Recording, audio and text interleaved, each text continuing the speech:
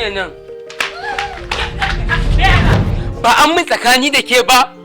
Me kake daki na kika je? Kanwata.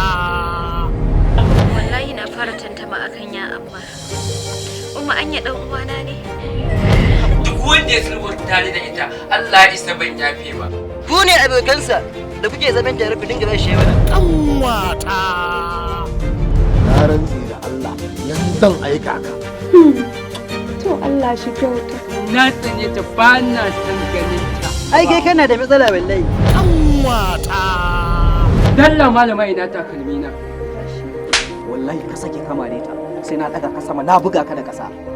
Kanwata. Gaskiya ni dai ban yarda da al'amarin ka ba saboda halinka ne ka riga ka saba. Baki ji ba abin da take faɗa? Sai ki ga magana nan sai ya dauki damuwar duniya ya dora a cikin ransa akan abin. Kanwata.